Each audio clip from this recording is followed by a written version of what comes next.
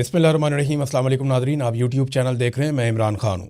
इमरान ख़ान साहब के बेटे और जुल्फ़ी बुखारी ये एक टीम बनाकर United nation human rights council में इमरान ख़ान साहब के लिए आवाज़ उठाने के लिए पाकिस्तान में जो ह्यूमन राइट्स की वायलेशंस हो रही हैं उनके लिए आवाज़ उठाने के लिए गए। और उसके बाद पाकिस्तान की मिलिट्री एस्टेब्लिशमेंट से जुड़े हुए सोशल मीडिया या डिजिटल मीडिया ने और दीगर कुछ लोगों ने ये प्रोपेगेंडा शुरू कर दिया कि वो पाकिस्तान से GSP प्लस स्टेटस छीनना चाहते हैं। पहले आप समझ लें GSP प्लस जो स्टेटस है ये है क्या। ये है जी, पाकिस्तान को यूरोपीय मंडियों तक रसाई है और उसमें पाकिस्तान को जो है वो टैक्स टैरिफ वगैरह नहीं पड़ते। तो ये एक सहूलत है जो पाकिस्तानियों को वहाँ मिलती है। इस सहूलत के बदले में पाकिस्तान ने कुछ गारंटीज़ दी थी। लगभग 27 गारंटीज़ हैं जो पाकिस्तान ने दी हैं कि ये चीज़ें हम पाकिस्तान में नहीं करेंगे, यानी इलेक्शन साफ शफाफ करवाया करेंगे। बहुत सारी इंसानी हकूक़ के हवाले से ही चीज़ें होती हैं, ज़्यादातर अक़लियतों के हवाले से होती हैं, पिसे हुए तबकात के हवाले से होती हैं, ख़वातीन के हवाले से होती हैं, कैदियों के भी हकूक़ होते हैं। बहुत सारी चीज़ें हैं जिन पर पाकिस्तान ने गारंटी दी हुई थी। अब ये दावा किया जा रहा है, चले मैं आपको ख़बर बता देता हूँ कि एक्चुअली वहाँ पर हुआ क्या। एक तो जो कासिम खान ने बाद में ट्वीट किया और ट्वीट करके बताया, आज मुझे अक़वाम मुत्तहिदा की ह्यूमन राइट्स काउंसिल के 47 रुकन ममालिक से मुखातिब होने का एज़ाज़ हासिल हुआ, जहां मैंने अपने वालिद इमरान खान और पाकिस्तान के तमाम सियासी कैदियों की फौरी रिहाई की अपील की। इसके साथ साथ मैं एक बात बिल्कुल वाज़ेह कर देना चाहता हूं, अपने वालिद की तरह मैं भी GSP प्लस स्टेटस बरकरार रखने की भरपूर हमायत करता हूं।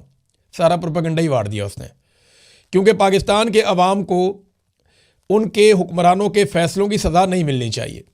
लेकिन इसके साथ साथ पाकिस्तानी हुकूमत को उन 27 आलमी मुआहदों की मुकम्मल पासदारी करनी चाहिए जिनका उसने वादा किया था, जिनमें शहरी और सियासी हकूक़ और तशद्दुद के ख़िलाफ़ आलमी कन्वेंशंस भी शामिल हैं। ये है जी क्लैरिटी। वो ये नहीं कह रहे कि GSP प्लस स्टेटस पाकिस्तान से ले लो, बल्कि वो ये कह रहे हैं कि GSP प्लस स्टेटस जो पाकिस्तान को दिया गया है उसके बदले में पाकिस्तान ने कुछ गारंटीज दी थी कि वो ये काम नहीं करेगा। तो पाकिस्तान वो काम कर रहा है, पाकिस्तान को वो काम करने से रोका जाए। जो वीडियो लगाई गई है कासिम खान की, उसमें उसने कहीं भी ये बात नहीं की, बल्कि जुल्फ़ी बुखारी से बात हुई, वो तो ये कह रहे थे कि GSP प्लस स्टेटस रहेगा तो हम पाकिस्तान के ऊपर दबाव डालेंगे ना कि इंसानी हकूक़ की पामालियाँ ना करे। जब ये स्टेटस नहीं होगा तो फिर दबाव कैसे डाला जाएगा कि इंसानी हकूक़ की पामालियाँ ना करे। अब कासिम खान ने वहाँ क्या कहा, मेरे वालिद इमरान खान तकरीबन 1000 दिनों से कैद में है। वो एक ऐसे निज़ाम का बुनियादी निशाना है जो इख्तलाफ राय को सियासी इख्तलाफ नहीं बल्कि एक संगीन जुर्म समझता है, जिसे कुचल देना चाहिए। मैंने अपने वालिद को 3 साल से ज़्यादा अरसे से नहीं देखा। उन्हें तन्हाई की कैद में रखा गया है, एक ऐसी चक्की में जो सज़ाए मौत के कैदियों के लिए बनाई गई है। अक़वाम मुत्तहिदा के माहिरीन ने खबरदार किया है कि ये गैर इंसानी हालात तशद्दुद के ज़ुमरे में आते हैं। ये महज गफलत नहीं बल्कि एक सोचा समझा जुल्म है जिसका मकसद एक इंसान की इज्जत नफ्स को छीन लेना है। ये इमरान खान के बेटे ने कहा। कासिम खान ने कहा, मैं और मेरा भाई सियासी लोग नहीं हैं, हम कभी भी इस तरह के इदारों के सामने नहीं आना चाहते थे, लेकिन मेरे वालिद की ज़िंदगी का तकाजा है कि अब हम कदम उठाएं।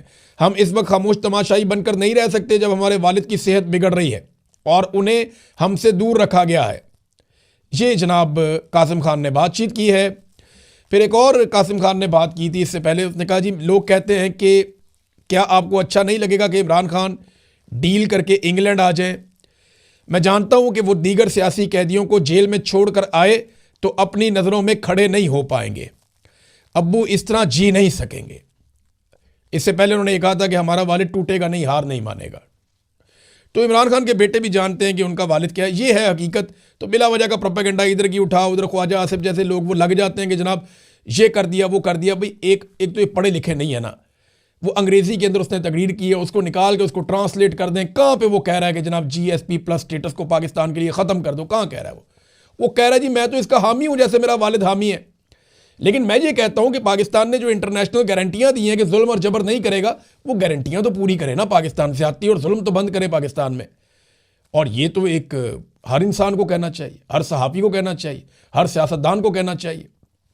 बहरहाल आलिया हमजा साहबा को भी लाहौर से गिरफ्तार कर लिया गया। जुल्म के ऊपर जुल्म हो रहा है। आलिया हमजा आप सब जानते हैं कि बड़ी शानदार पॉलिटिकल वर्कर हैं बड़ा साफ शफाफ उनका करियर है।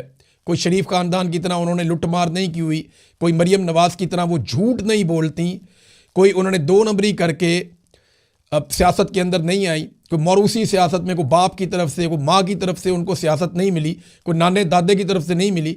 उन्होंने ग्राउंड पे मेहनत करके दिन रात एक करके बड़ी कोशिशें करके लोगों के काम आकर और एक पॉलिटिकल वर्कर की तरह उन्होंने अपनी जगह बनाई और पाकिस्तान तहरीक इंसाफ पंजाब में उन्होंने एक मुकाम हासिल किया। MNA भी रही हैं, तो अब उन्हें गिरफ्तार कर लिया गया। मामला क्या, वही जाली मुकदमा 9 मई फॉल्स फ्लैग ऑपरेशन जिसको पाकिस्तान तहरीक इंसाफ कहती है। कोई सबूत आज तक इमरान खान साहब के बकौल वो ला ही नहीं सके इस नौइयत का जिसके ऊपर कोई माफ़ी मांगे या जिसके ऊपर साबित किया जा सके। वो जजेस भी बेचारे परेशान होते हैं कि हम कैसे सज़ा दें, लेकिन उनके ऊपर दबाव इतना होता है, बेचारों को सज़ा देनी पड़ जाती है। अब 10 साल सज़ा है, उन्हें भी गिरफ्तार कर लिया गया। ये है जी पाकिस्तान का जो कड़दम तंजीमों के ऐसे लोग जो 4th शेड्यूल में रहे हैं, जिन्होंने जुल्म और जबर के अंदर उनके रिकॉर्ड हैं, उनको बिठा के एस्टेब्लिशमेंट प्रेस कॉन्फ्रेंसें करवा रही है। शिया सुन्नी फसाद हो रहा है बढ़ा चढ़ा के, यानी उनको लाकर बिठा के उनसे प्रेस कॉन्फ्रेंसें करवाई जा रही हैं। एस्टेब्लिशमेंट उनको प्रमोट कर रही, एस्टेब्लिशमेंट का डिजिटल मीडिया उनको प्रमोट कर रहा है। और दूसरी तरफ एक पॉलिटिकल खातून, एक मेहनती पॉलिटिकल खातून जो अवामी सियासत करती है, जो असासा होते हैं किसी भी मुल्क का, उनको पकड़ के 10 साल जेल में डाल दो। ये है पाकिस्तान का मुस्तकबिल और ये पाकिस्तान के साथ खिलवाड़ पाकिस्तान की मिलिट्री एस्टेब्लिशमेंट कर रही है। नाजरीन, अब आ जाए ज़रा आलमी खबरों की तरफ। अमरीकी सफ़ीर शहबाज शरीफ, डोनाल्ड ट्रंप का नुमाइंदा शहबाज शरीफ, सैल्यूट मारने वाला शहबाज शरीफ, डोनाल्ड ट्रंप को दुनिया का मसीहा कहने वाला शहबाज शरीफ ने हिम्मत की और ईरान को तौहीन आमेज़ 15 शराइत पहुंचा दी जो अमेरिका चाह रहा था कि पहुंचाई जाए।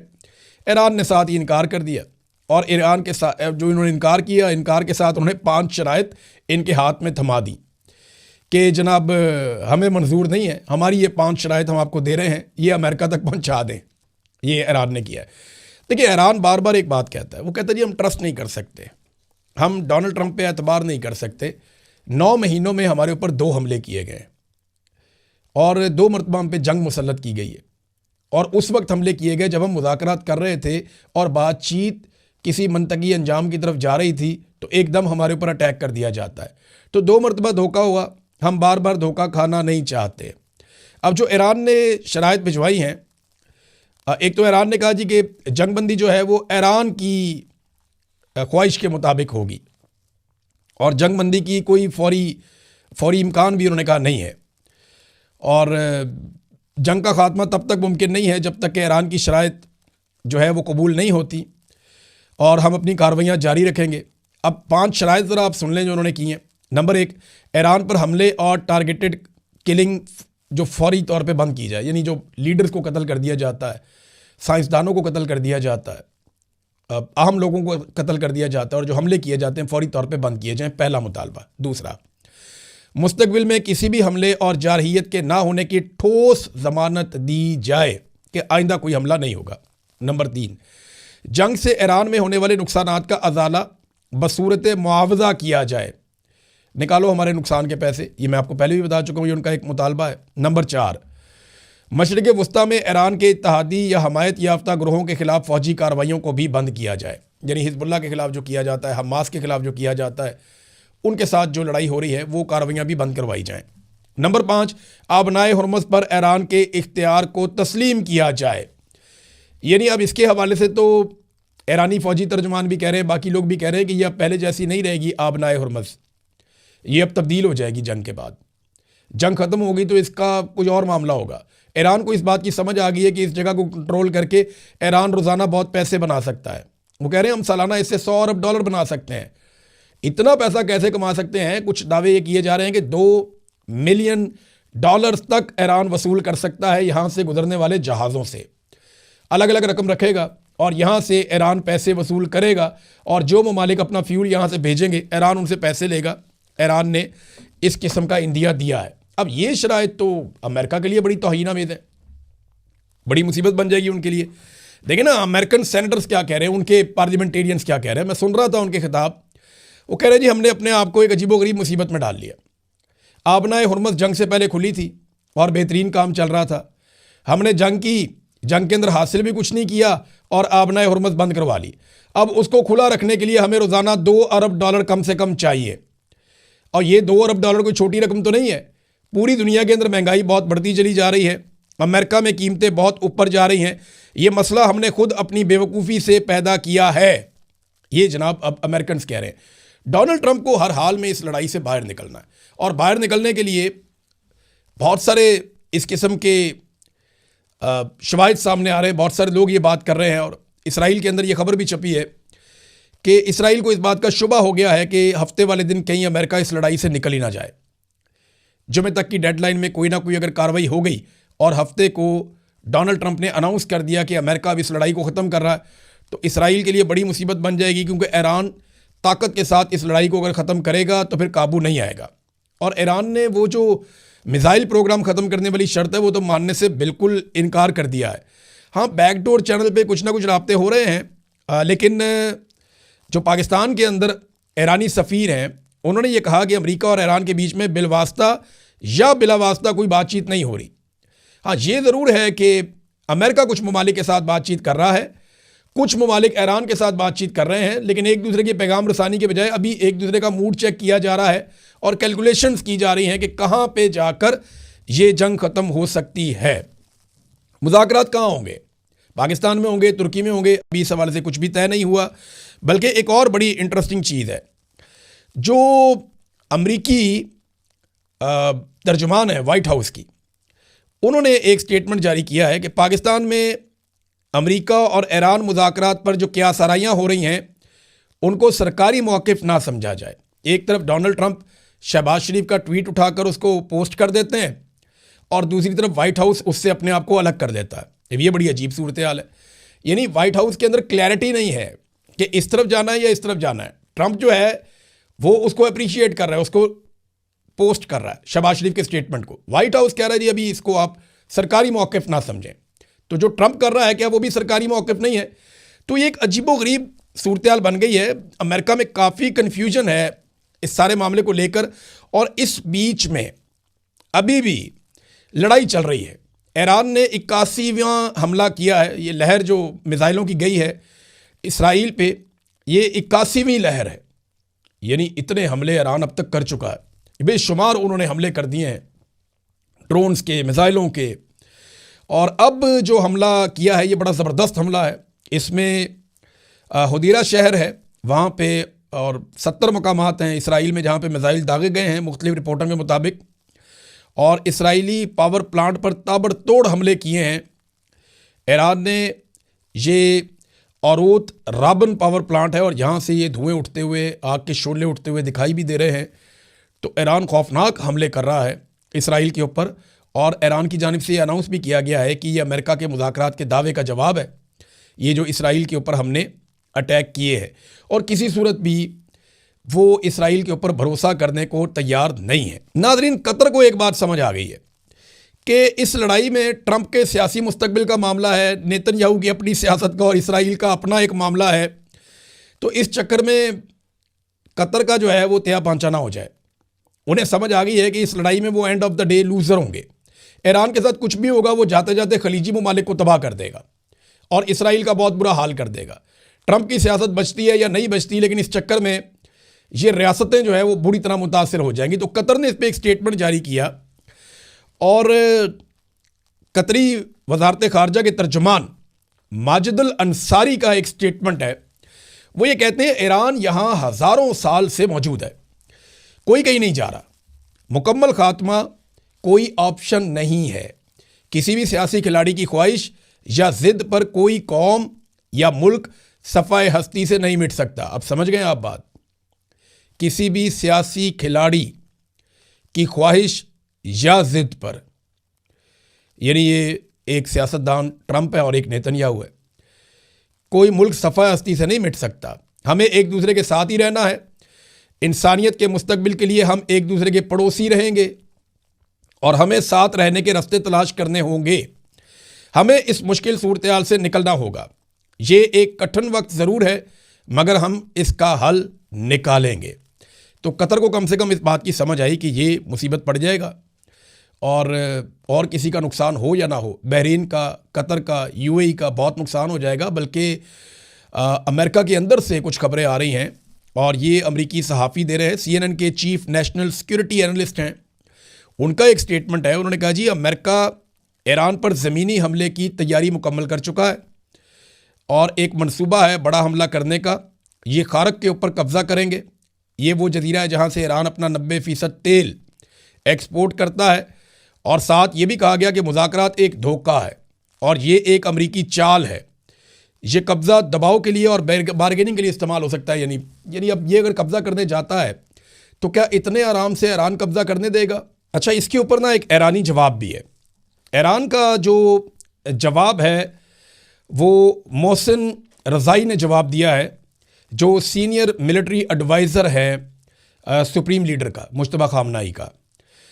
उसने कहा जी कि वो अपनी फ़िज़ाई ताकत अच्छी तरह आजमा चुके हैं, जो उनकी मेन ताकत है, और वो अभी तक कोई नताइज हासिल नहीं कर सके। तो ज़मीन की तरफ से आके ऑपरेशन करके वो क्या हासिल करना चाहते हैं? क्या अमरीकी फ़ौजी इसराइल के लिए जानें कुर्बान करने को तैयार हैं? देखते हैं, देख लेते हैं। तो ये ईरान की तरफ से इसका रद्द-ए-अमल है। नाज़रीन, ट्रंप ने, मैंने पिछले वीलॉग में आपको बताया था, एक तोहफे का दावा किया था कि ईरान की जानिब से एक तोहफा मिला। वो खबर खुल गई है, क्या तोहफा मिला। डोनाल्ड ट्रंप ने कहा था कि ईरान ने हमें कोई तोहफा दे दिया, कोई बहुत बड़ा तोहफा है, और वो जनाब ऑयल एंड गैस के हवाले से है, और हमें लगा कि हम बड़े अच्छे लोगों से बात करें। मुझे लगता है डोनाल्ड ट्रंप को भी ना कोई बेवकूफ़ बना रहा है। इस रीजन के ही कोई ममालिक कर रहे हैं या कोई भी कर रहा है, डोनाल्ड ट्रंप को बेवकूफ़ बनाया जा रहा है। ईरान ने आबनाए हुर्मज़ से बहरी जहाज़ों को गुजरने की इजाज़त दे दी थी। उसने कहा था ये सबके लिए खुला है, और बहुत से ममालिक ईरान की शराइत के ऊपर ईरान से बातचीत करते हुए आबनाए हुर्मज़ से अपने तेल के टैंकर निकाल भी रहे थे। बहुत बड़ी तादाद में तो नहीं, लेकिन थोड़े बहुत। अब वो डोनाल्ड ट्रंप के खाते में डाल दिया उठा के किसी ने, या पता नहीं डोनाल्ड ट्रंप से झूठ बोला गया या डोनाल्ड ट्रंप ने आगे को भड़क मार दी। डोनाल्ड ट्रंप ने कहा जनाब कि ये तो ऑयल और गैस का हमें तोहफा मिल गया ईरान की तरफ से। हालांकि ईरान ने खुद ये कहा है कि जो ममालिक जंग में फरीक नहीं है उनके जहाज आबनाए हुर्मज़ से गुजरने देंगे, और उन्होंने कुछ जहाज़ों को गुजरने भी दिया। इन्होंने स्पेन को उन्होंने इजाज़त दी, कुछ और मुल्कों को इजाज़त दी, उन्होंने बांग्लादेश को इजाज़त दी, उन्होंने इंडिया को इजाज़त दी, उन्होंने पाकिस्तान को इजाज़त दी, उन्होंने चाइना को इजाज़त दी, श्रीलंका को भी इजाज़त दी, और रशिया भी जब चाहे इसको इस्तेमाल कर सकता है। तो अच्छा, एक और खबर भी आई है, रशिया से एक बहुत बड़ी खेप तैयार होकर ईरान की जानिब पहुंच रही है, जिसमें ऐसा साजो सामान है जिससे अमेरिका को और इसराइल को प्रॉब्लम हो जाएगा और खित्ते के दीगर ममालिक को भी प्रॉब्लम हो जाएगा। तो ईरान की एक बड़ी मदद रशिया करने वाला है जल्द ही। और इसी सिलसिले में एक बंदरगाह जो कैस्पियन सी के ऊपर है ईरान की, उसके ऊपर इसराइल ने अटैक भी किया है, लेकिन उस अटैक से कोई फ़ायदा नहीं हुआ। एक और आपको बड़ी अजीब चीज़ बताता हूँ। अमरीकी वाइट हाउस की तर्जुमान ने ईरान को एक धमकी लगाई, और ये बहुत ही अजीबोगरीब धमकी है। इससे मुझे एक पुराना वाक़या याद आ गया बचपन का। धमकी ये लगाई कि ईरान शिकस्त तस्लीम कर ले वरना और सख्त हमले करेंगे, शिकस्त तस्लीम कर ले। मैं छोटा सा था, एक दिन मैं देख रहा था हमारे इलाके में एक लड़का आता है मोटरसाइकिल पे। वो वहाँ मोहल्ले में लड़के खड़े हुए थे, उनसे पूछता है किसी का एड्रेस, और उनकी आपस में लड़ाई हो जाती है। वो लड़का उन लड़कों को मारना शुरू कर देता है अकेला।